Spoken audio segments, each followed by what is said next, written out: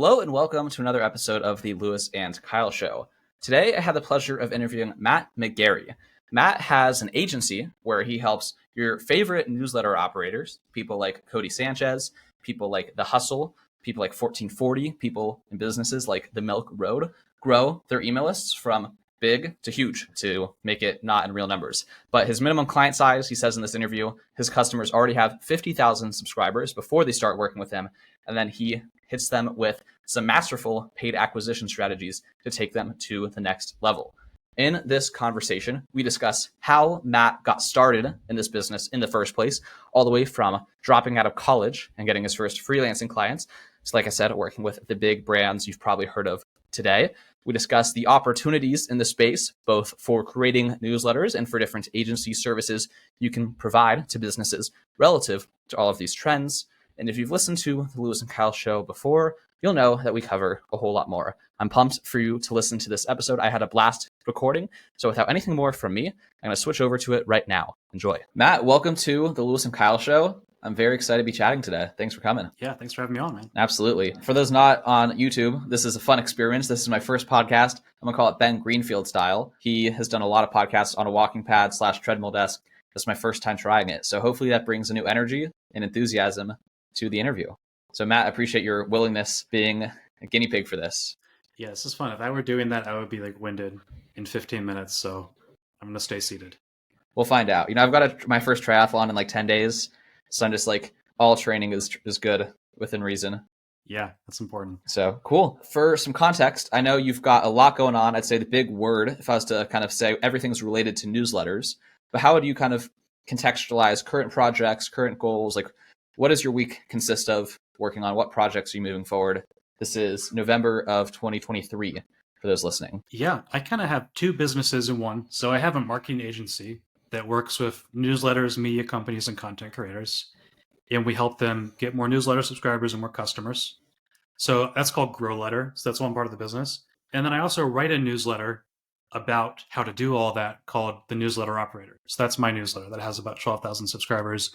And I post a ton on social about all this stuff too. So I've built up a Twitter and LinkedIn following of about 10 or 13K or something. So small audience, but it's all business owners, and that audience has helped me build a pretty successful agency off of the back of that. So that's what I'm doing. And kind of my week consists of the agency right now is 80-90% of my time. And then on Fridays and Saturday mornings, I write my newsletter and I try and write content for the week. Well, I can't speak to what you do on the agency side, but I can speak to the newsletter as that's freely accessible for anyone to look into. And I'd say that's very good.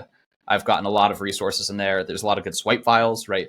I'm kind of grouping together some stuff that might be on your Twitter versus might be in the newsletter, but all sorts of the complete guide to getting your first 1,000 subscribers, best landing pages, all the stuff that is super helpful. It's a very tightly scoped concept. It's if you're a newsletter operator, it's called a newsletter operator.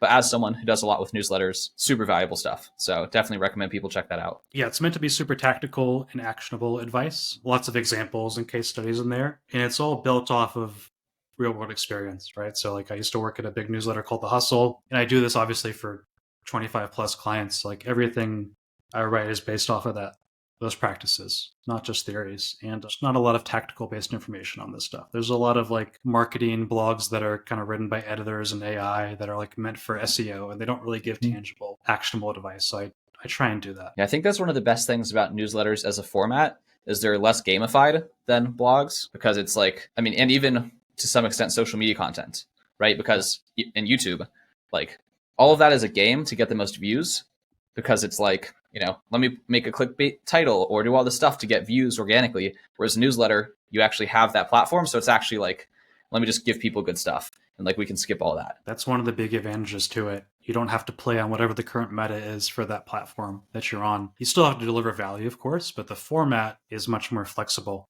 And you can give people what you want to share and what they really need, which is cool. You can't write, there are some limitations, of course, you can't have videos and you can't have massive images because that would make the file too big to send. But most of the stuff you can do, which is great. Yeah. So, I'm obviously super deep in this space in terms of I've been on Twitter for a long time. I follow a lot of the clients that you work with. For someone who, let's say, doesn't even know what The Hustle is, and so all the other brands you work with also may not be someone what would you say is kind of the lay of the land picture of the newsletter landscape in 2023? Is this a small niche that like there's like 25 million people in America that are just kind of like into business and self-improvement and like they're into all this stuff? Or like what is your whole kind of view of the newsletter industry and how's that different than just email marketing, which is something that sort of everyone does? Yeah. So like newsletters are emails, but not all emails are newsletters.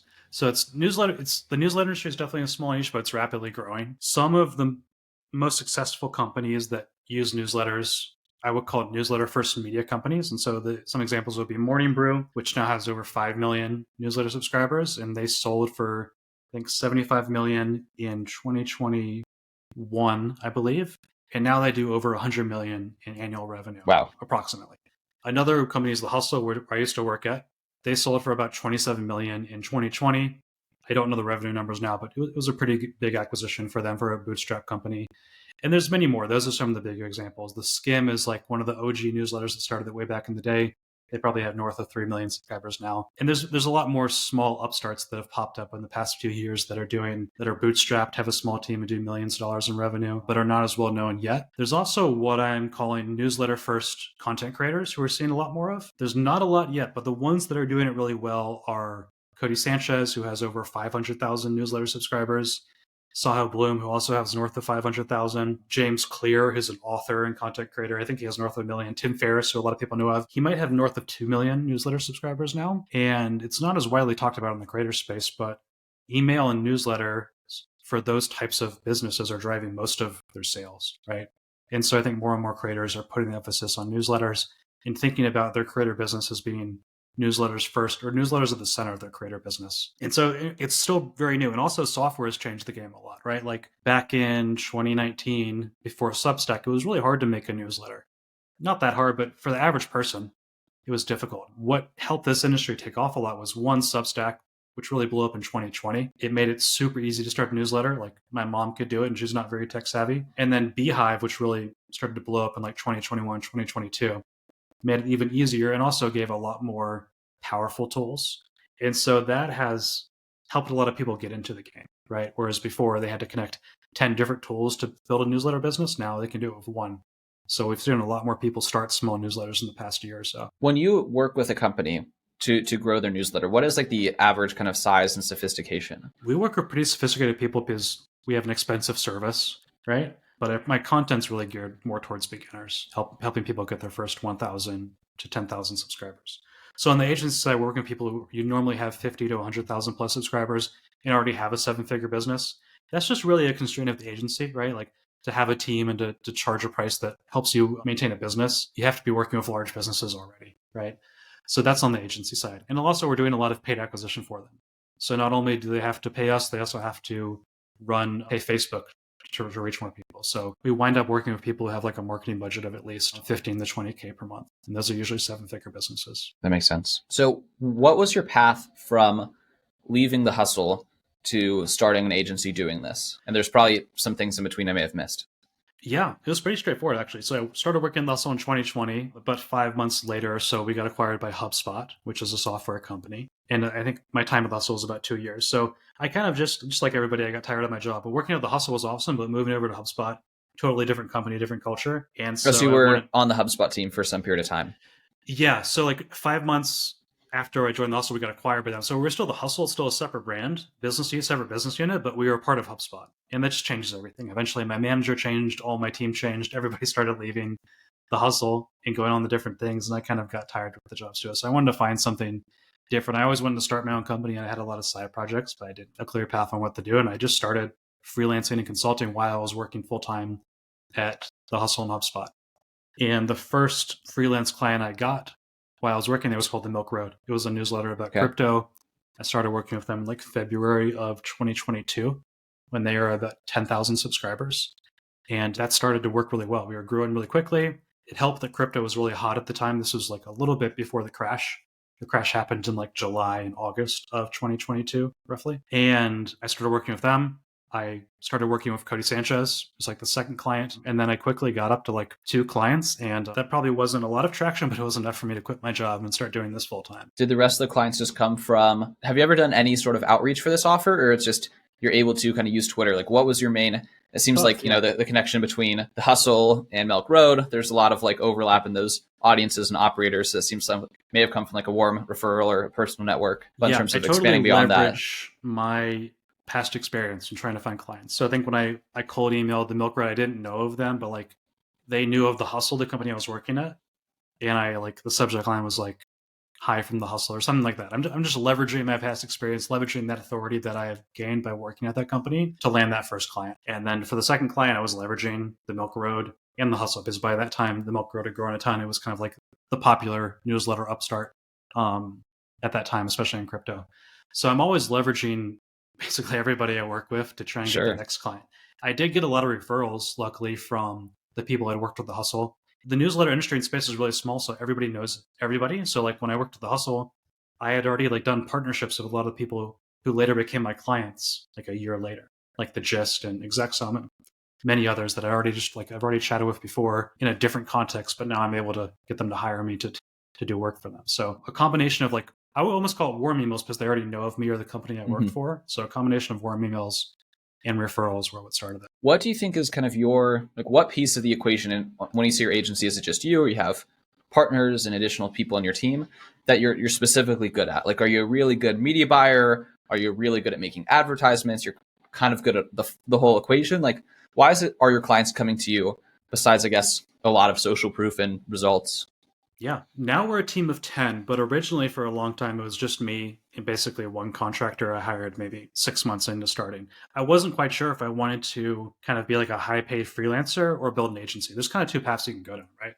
Kind of build this freelance lifestyle business where you work with like a set amount of clients and make good money, or try and scale an agency to become a 7 or 8 figure business. So now I'm going down the second path, but at first I was just kind of doing my freelance thing. So, why people work with us and what we do, what we're good at, is paid acquisition. So, helping people get high quality newsletter subscribers at a really low cost and helping them do that profitably. It's a very niche service, but we're the best in the world at it because there's no one who has more experience than we do. Like, that's basically my entire job working at the Hustle was to grow their email list, mostly with paid acquisition. So, using Facebook ads, affiliate marketing, Google ads, TikTok ads, and more.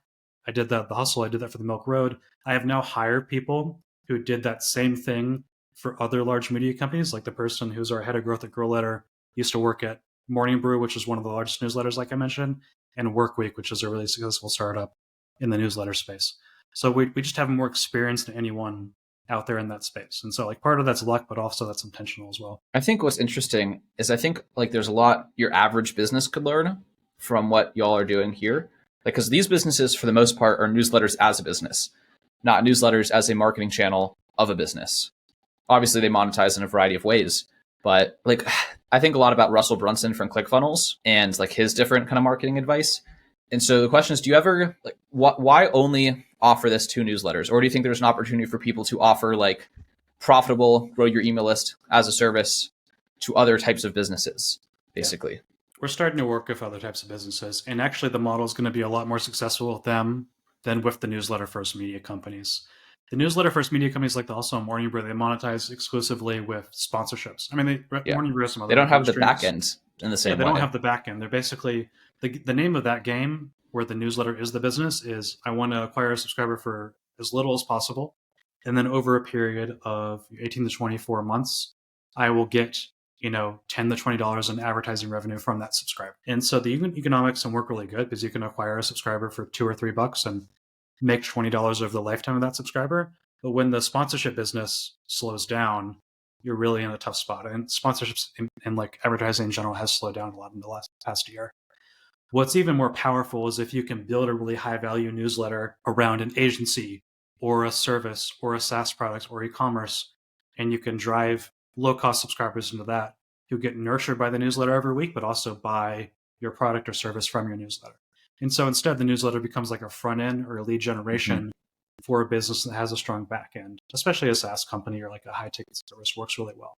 So that's the model that I actually use for my business. And I'm starting to work with more and more clients in that space. But this type of marketing channel, like a newsletter as a marketing channel, is kind of a new concept.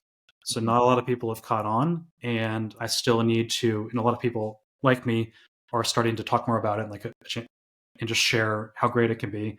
And then, how marketing works. Like when people see that and they see other people that have success with it, then they do it. It's still early. It's kind of like funnels were back in 2017 or wherever, like Russell first started. I feel like in a lot of ways it is completely different, but in a lot of ways it's I think it's a different name. I mean, the kind of, what's the word for it? Like not the journalistic style, the medium and the structure of like what a newsletter feels like is kind of, we understand them today. But in terms of like what Russell, I feel like has been saying for years is just like, get someone on your list for break even, then you just have a big list you can sell to forever. Yeah, there's a lot of overlap and carryover. We're just using different names and talking about things a little bit differently. Russell in those funnels, like he didn't use editorial newsletters. He used lots of email marketing and email automations, but there's no editorial newsletters. And maybe we should explain like briefly what a newsletter is. And we're talking about an editorial newsletter. So this means like something that you send on a consistent basis at the same day and time every week, whether that's a 5-day-a-week newsletter or a 1-day-a-week newsletter. It's sent consistently. It has a consistent format and template, and it's focused on delivering editorial content, news, or value rather than selling. And so 80-90% of your newsletter is something that's going to be valuable to readers, not a call to action. You'll still have call to actions and selling within your newsletter, but that will be a small percentage of it. And so what it does is it's a habit-based product, right? You get value from it, so you open it once a week or you open it every morning before you start your day because it's valuable to you. And so that's the difference between a newsletter and email marketing, or like the newsletter you get from, some like e-commerce product you signed up for, or, like your local HOA or something. There's different types of newsletters, and it's important to define what we're talking about here. But those types of newsletters, if done well, can be an awesome marketing channel for any type of business. Why do you think this hasn't gotten totally caught on yet? In terms of like, why isn't every business sending a newsletter? It's early, right? So pretty much every business sends emails, and that took a long time for businesses to catch on to. But not a lot of people, like, Morning Brew, The Hustle, these companies have been really successful. Not a lot of people even know about them. I'm one of the few people talking about how to use newsletters, how to write a newsletter, how to grow it, how to monetize it, how to turn your subscribers into customers. I can probably think of like 5 other people in my niche sharing the same type of content I'm sharing. So it just takes time, right? And I also think it's still like hard to create a newsletter. A lot of the email templates that you have out there when you're building a newsletter in ConvertKit, or not ConvertKit, but like a MailChimp or a Constant Contact or a HubSpot, they're all built for like email marketing. They're not really built for newsletters. So like even the software products are catching on too. So it's a combination of like technology means software and education. And so once we get those 2 things in place, you'll see a lot more people doing it. And honestly, it's okay that everybody's doing it because that means there's opportunity in the space. It makes sense. We kind of skipped to, the beginning of your career being the hustle, but I don't think that's totally how things played out. How did you kind of like, let's say, I know you didn't finish college. Like, what was your path into just getting started as a professional? For when you were in college, were you studying digital marketing and media buying, or is this kind of just like, how did you decide like, this is the way I will support myself as an adult, and land into the ways you landed into? I had a weird path because when you're young, when you're in high school and college, you're looking for these paths, these outcomes, or these tracks. Do I want to go on like the Ivy League to like consulting track or the investment banking? Not that I even had the opportunity to do that. Or do I want to like go to the fraternity, like go in a frat? Like, and so like, I didn't really find any of those paths that worked for me. What happened with me is I graduated high school in like 2016, thought I was going to go play football at a college. That didn't work out. So I enrolled in a different college like locally here. I felt like there were lots of benefits to not going to college and lots of downsides to continuing to go and pay for college. We don't need to get into all those. And so I wound up leaving after 1 semester. And so from there, I kind of had to figure things out. So I worked part-time. And when I wasn't working, I was just figuring out what I wanted my professional path to be. And luckily, I quickly found like a niche. And that niche was first the psychology of persuasion. So have you ever heard of Robert Cialdini in the book Influence? That was kind of what got me into marketing. So I luckily found that book, read that, and then went down the rabbit hole and got into other copywriting books and other marketing books. And quickly from there, I was able to say, okay, I want to learn how to be a copywriter and get paid to do that. And then from there, I got into Facebook media buying and other types of marketing. So I was fortunate to find something that I enjoyed early on and then just dive deep into that. And the way I learned it was from books, podcasts, courses, a lot of Udemy, a lot of YouTube videos, and also by doing. How did you get those first several freelance clients just doing anything? So, you read Robert's books, read some copywriting books. Like, what was your first dollar from self-study of those skills? I went on to Upwork, and I think I basically created a profile. That's what you do on Upwork. You create a profile about something that you can do. I think what I did at the time was like copywriting and Facebook ads. Still kind of what I'm doing today. And I just like wrote out a well-written profile and started applying to jobs.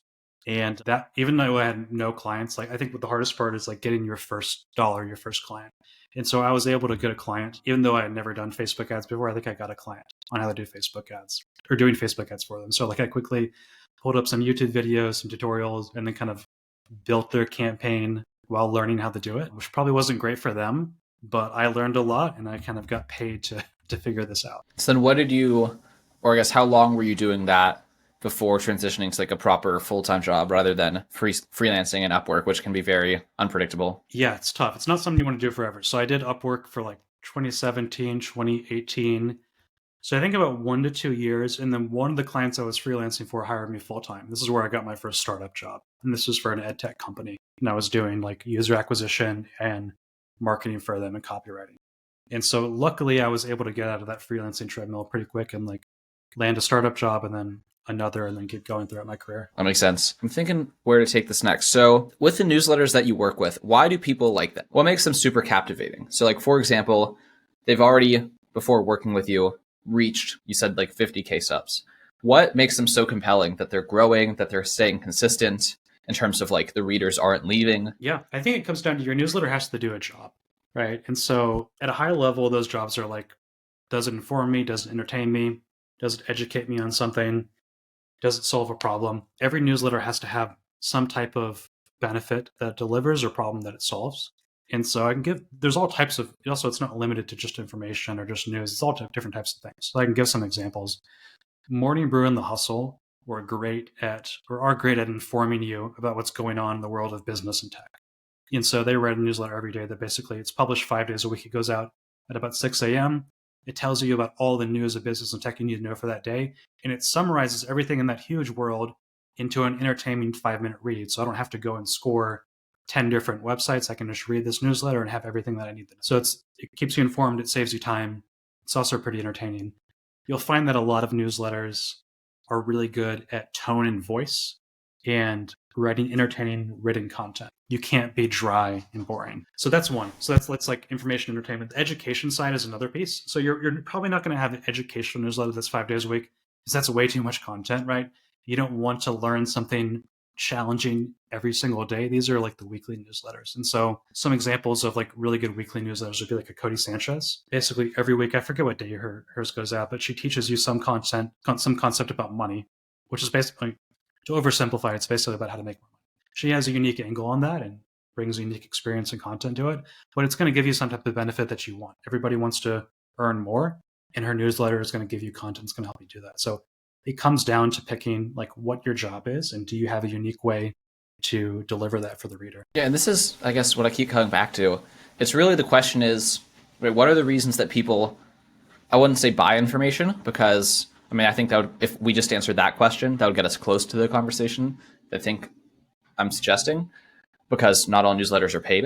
But that's basically like people are just treating newsletters like they're different from every other piece of content, when it's just like, what are the, like you said, what are the fundamental reasons why someone follows an account on Twitter, why someone watches a YouTube video? And it's basically, like you said, it serves some human desire, right? It's the same thing of like, if you are interested in consistently learning about a thing or staying up to date on a thing, some people, watch a YouTube channel for that. Some people follow a social media account for that. It's any reason that you participate in any form of consumption. It's just now people are underappreciating the opportunity of delivering those same promises and delivering that same type of value over email because of the popularity, I guess, of everything else. Same thing, different medium, for sure. And like one I didn't talk about is discovery. And so like people value discovery too. Like there's all types of YouTube channels about reviews and luxury goods and watches and tech. And so there's lots of successful newsletters about that too. There's one that I know of that is basically just like it's a newsletter about Star Wars merchandise. It's like every day they share 10 different pieces of cool Star Wars merchandise, and you get to discover new things that you're interested in because you're a Star Wars fan, and you have a bunch of Star Wars merch everywhere in your house and all the t-shirts, right? So it can be anything. And so basically you can take something, newsletters translate to other things. So like you can take a successful YouTube channel and look at what worked for that and translate that to a newsletter, and vice versa for any type of content format. I actually want to ask you, you hinted at the Star Wars one. What are the newsletters that you read? Because I've for years been a very big newsletter reader and still haven't like unsubscribed from any. But I'd say only consistently read maybe like in terms of like if I see it, I'm going to read it. Not like if I see it, I'm going to look at the subject line and decide if I'm going to read it. But just like read it no matter what. Maybe 2 out of like 80 that I'm subscribed to. Yeah, I think Are there a very few common for you that meet that answer? I probably read a lot more than the average because I'm knee deep in this. I probably read like 3 to 5 a week, and so a lot of those are industry specific. So like I read at least 3 newsletters about newsletters and media. One is, I'll give a few examples. Like one is called a media operator, and it basically analyzes the media industry and tells me what's going on. So like BuzzFeed is like selling this part of their business, and like here's why it's happening. So that's one. So industry analysis is a common one. I also really like Stratechery by Ben Thompson, which is basically analysis of the tech industry. They basically cover like the 5 biggest tech companies: Microsoft, Google, Amazon, Netflix, etc., and just analyze what's going on. So when Netflix publishes their earnings about the stock market, Ben analyzes that and gives me a summary of what's going on and gives me his take on it. So I like a lot of industry analysis for whatever industry I'm interested in. I like curation too. There's a great newsletter in the media space called Email Intelligence. It's basically just like a list of like 20 links about different stuff going on in the media industry. And so it would be like, there'd be a category for newsletter growth. There'll be a category for sponsorships and monetization. There'll be a category for deliverability. And it will just share different links to post on social and articles related to those topics, stuff that I wouldn't have come across if I didn't read their newsletter. So they're really good at curation, and I enjoy that. That's what I read personally. But the biggest stuff out there tends to be like about business, tech, and finance. There's lots of really big, successful newsletters about what's going on in the stock market, what's going on in the real estate market. That's something where it changes literally every single day. And you need to be up to date about what's going on to make the right investments for your job or personally. And so you'll see lots of finance newsletters do really well. I want to discuss opportunities kind of related to, it sounds like I don't want to say have your hands full, but you've got plenty of stuff to keep you busy and entertained and paid with just keeping the agency going and running your newsletter. Where do you think there are big opportunities to build businesses, create newsletters in this ecosystem? Like, what do you think is kind of not untapped and as in no one's doing it, but not fully tapped? I'm very excited about B2B media or B2B newsletters, same thing. And what this means is you create content for a specific industry vertical. So I have a B2B newsletter about newsletters that a lot of people at large media companies, entrepreneurs, and content creators read. There are endless opportunities. You can have a B2B newsletter about waste management, about banking, about grocery stores, about retail, e-commerce, SaaS, etc. There's all types of different industries and categories that you can write content about for other businesses and other business leaders and entrepreneurs. And for a lot of people, that doesn't sound very exciting. And that means there's a lot of white space in it. Everybody wants to start a newsletter or a media company about sports, finance, business, and that's a very crowded space. But B2B is much less crowded. And there's more reasons than just it not being crowded that it's a great idea. These audiences are just much more lucrative than a B2C audience that might be about finance, tech, or sports. The reason for that is because you can sell to other businesses. So you can get advertisers and sponsors that want to sponsor you, and they're willing to pay a much higher rate because they're getting in front of people who have leadership positions at large companies or people who are founders, business owners that can afford to buy expensive things for their business. It's usually enterprise software, but it can also be very expensive services. And so what this means is you might be able to sell an ad at 5 or 10x or even 20x the rate that you might sell it in a B2C newsletter. So if we're selling ads on a CPM, a B2C newsletter might see like a $20 to $50 CPM, or we can sell at $150 or $200 CPM in a B2B newsletter. And that's just because the audience is that much more valuable. So it just makes your economics a lot better. Even though your audience size is smaller and your acquisition cost to acquire a subscriber is a lot higher, your value per subscriber is way higher too. What do you think about different agency opportunities? I'm sure there's a lot of things you get asked to do that like maybe say no to because you're like, that's a distraction, that's not a core competency. And again, you're only serving segment of the market you're serving and the way that you're serving them. But what are other ways people, with skills can go and offer a service related to what we've been talking about to maybe get their first freelance client or something? Yeah, there's a lot of agency opportunities. One angle that I'll give a couple different angles. So one angle that I like is can you go work at a company who's just known for one thing? Work there for a year or two. You don't have to be in a leadership position there, but work there and understand what they do really well, and then offer that as a service for other companies as an agency. So that's kind of what I did with The Hustle. I worked at The Hustle for 2 years. I mastered paid acquisition for them and figuring out the system of how they did that. And then I brought that service I did as an employee for The Hustle, and I made that into an agency for many other businesses who wanted the same thing. And so I think there's lots of examples. A company like HubSpot is really well known for SEO and content marketing. Someone working at HubSpot or wanting to work there could master that and then take that as a service. And there's all types of other examples.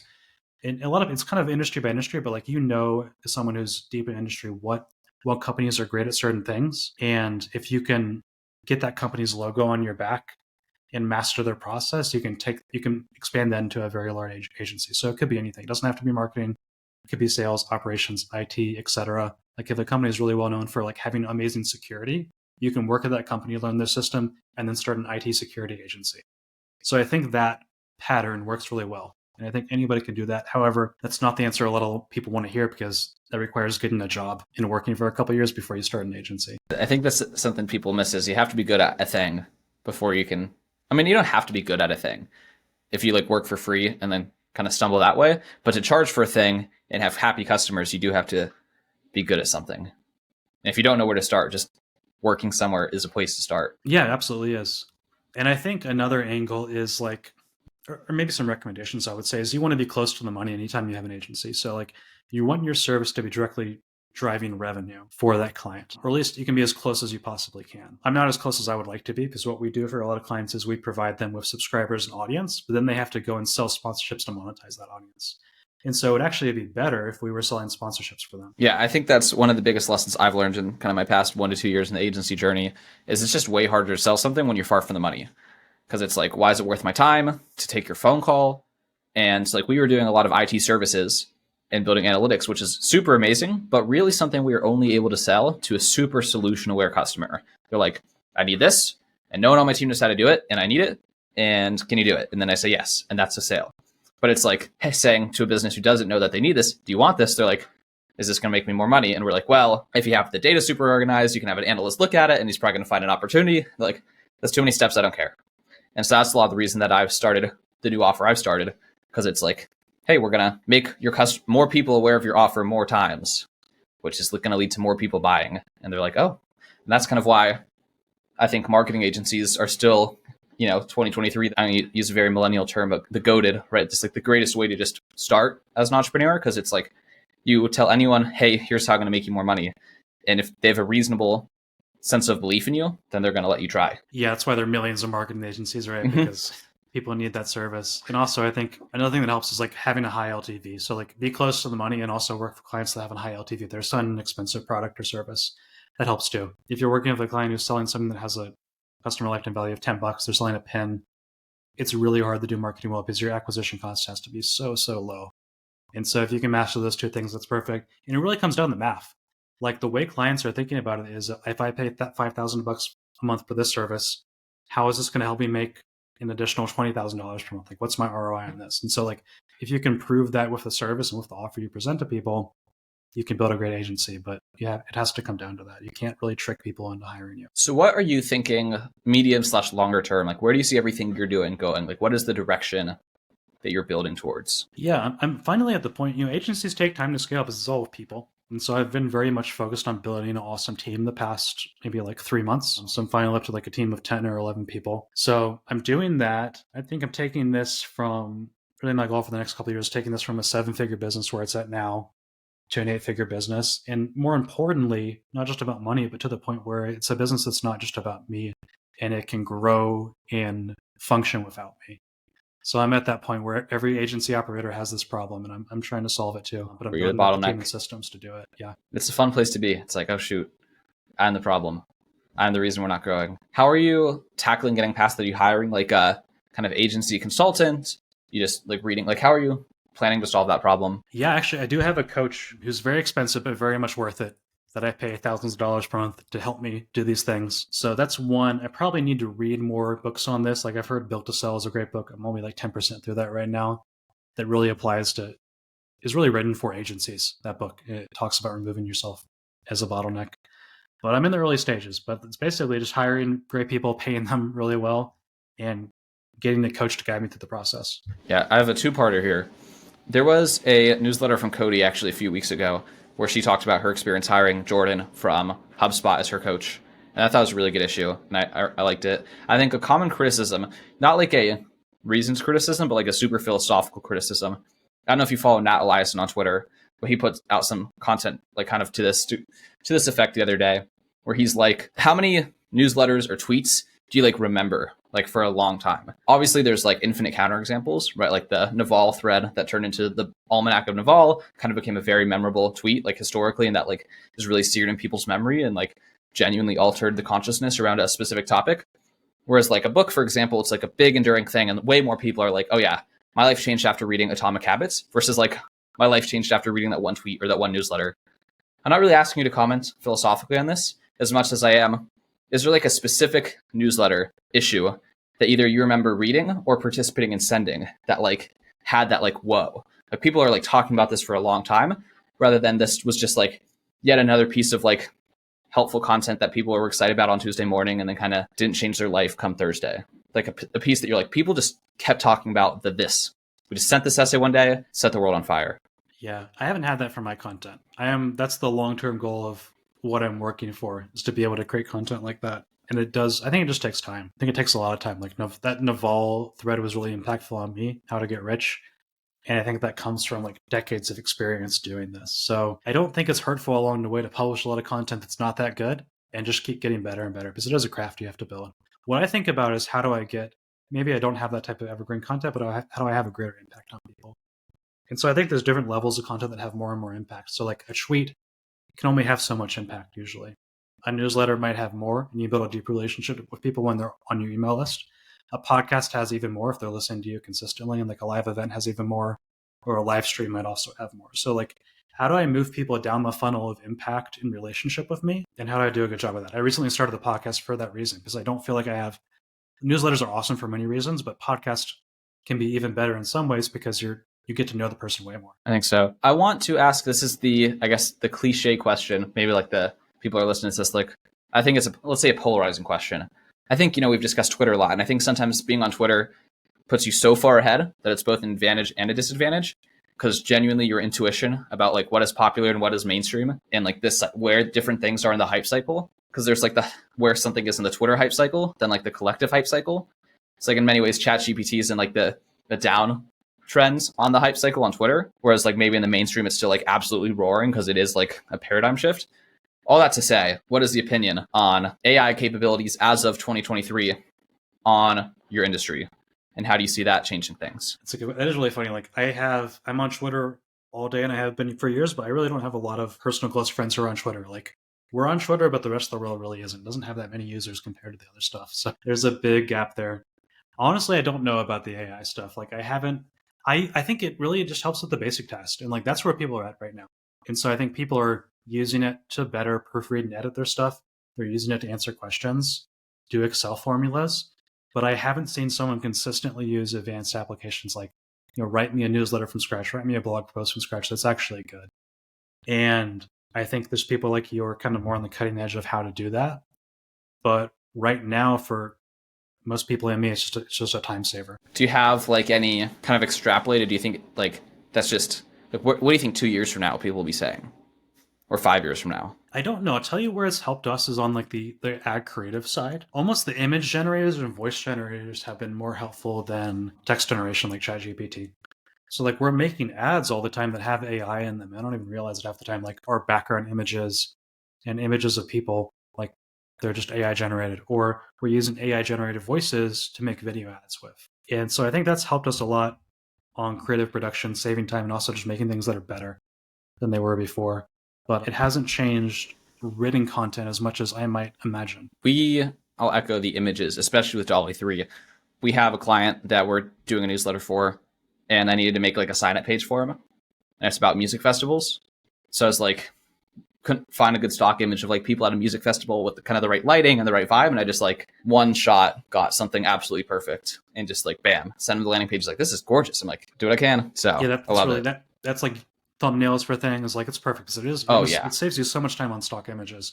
So I think every designer is already using it. Every like writer is already using it, but they're using it as more of an editor at this point, unless they're churning out a lot of articles that are more like SEO focused. But again, like, I'm not really on the cutting edge. Like, I'm more about building a team. And like, well, the funny thing is so fragmented right now. It's like at these big media companies, every writer and journalist is using AI, but they're all kind of using it on their own time, and they're not really telling their bosses because it's kind of taboo right now. So I think maybe what will happen in the next 6 to 12 months is there's more standard processes for like how we should actually use it instead of everybody doing their own thing and being quiet about it. I think last couple questions here.